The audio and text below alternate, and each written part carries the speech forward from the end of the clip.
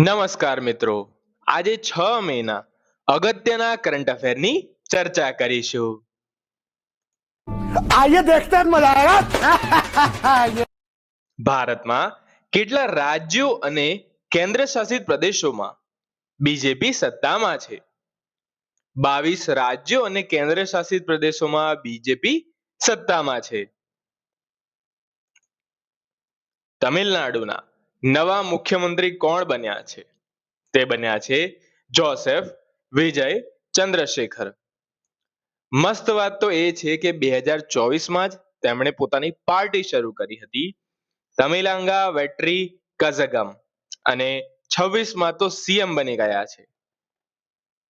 अगर हम करें तो करें क्या, बोले तो बोले क्या. નીતિ આયોગે DPI@2047 હેઠળ માથાદીઠ આવક માટે કેટલું લક્ષ્ય નક્કી કર્યું છે? $18,000. ગંગા એક્સપ્રેસવેની લંબાઈ કેટલી છે? 594 કિલોમીટર. યાદ રાખજો, આ કિલોમીટર પૂછાઈ શકે છે. પરીક્ષામાં નજીકના 4 કિલોમીટર આપશે, તેથી યાદ રાખવું ખૂબ જરૂરી છે. कुछ पूछा मैंने कुछ. પ્રારંભ થાય છે આ ગંગા એક્સપ્રેસવે નો મેરઠથી, અંત થાય છે પ્રયાગરાજમાં. સૂર્ય જ્યોત્સના રાષ્ટ્રીય સંગીત પુરસ્કાર ક્યાં યોજાયો હતો? મુંબઈમાં યોજાયો હતો સૂર્ય જ્યોત્સના રાષ્ટ્રીય સંગીત પુરસ્કાર. મિશન સક્ષમ કોણે શરૂ કર્યું? તે શરૂ કર્યું આરબીઆઈએ. તેનો હેતુ શું હતો? શહેરી સરકારી બેંકોમાં ગવર્નન્સ અને મેનેજમેન્ટ સુધારવું તે મિશન સક્ષમનો હેતુ હતો.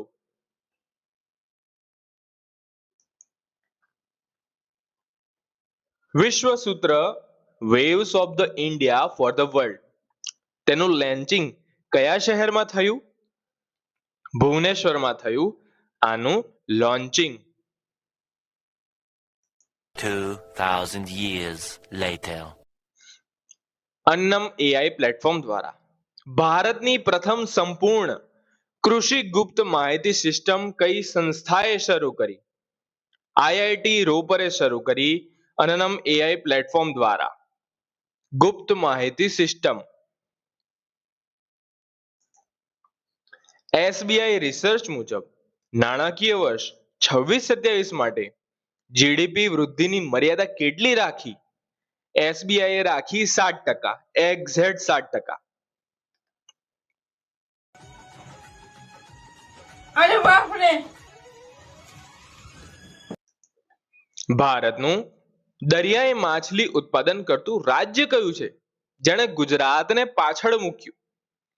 તમિલનાડુ ગુજરાતને પાછળ મૂકીને પ્રથમ નંબરે માછલી ઉત્પાદન કરતું રાજ્ય બની ગયું છે. યુએસ ટ્રેડ રિપ્રેઝેન્ટેટિવના સ્પેશિયલ 301 રિપોર્ટમાં ભારતને કઈ યાદીમાં રાખવામાં આવ્યું? પ્રાયોરિટી વોચ લિસ્ટમાં રાખવામાં આવ્યું ભારતને. ઓએસપીએ ના પ્રમુખ તરીકે કોને ચૂંટવામાં આવ્યા? અસિત ત્રિપાઠી. ફૂલ ફોર્મ પૂછાઈ શકે છે, આપણે મૂક્યું જ છે, Odisha state police academy. Bihar દિવસ અને રોકાણ મંચનું આયોજન કયા શહેરમાં થયું? અગત્યનો પ્રશ્ન છે. તે થયું જકાર્તા, એટલે કે ઇન્ડોનેશિયામાં. મેડ્રિડ ઓપન 2026 મહિલા સિંગલ્સ ખિતાબ કોણે જીત્યો? માળા કોસ્ટ્યુકે જીત્યો મેડ્રિડ ઓપન. નામ બદલાઈ ગયું છે, સબાલેન્કા નથી, યાદ રાખજો. આક્રમક હિપ્પોની વધતી વસ્તીને કારણે એક નદી ચર્ચામાં રહી છે, મેગ્ડાલેનો નદી. કયા દેશમાં આવેલી છે? કોલંબિયામાં. સફેદ હિપ્પો માત્ર 2 વધ્યા છે અને બેવ નારી છે, તેથી તેમનો પણ અંત થવાનો છે ટૂંકમાં. પ્રોજેક્ટ ફ્રીડમ કયા દેશ દ્વારા શરૂ કરાયો?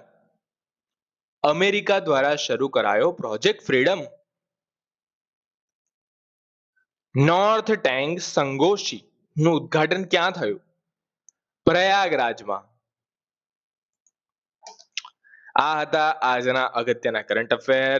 વિડીયો પસંદ આવે તો લાઈક કરજો, સબસ્ક્રાઇબ કરજો. ધન્યવાદ.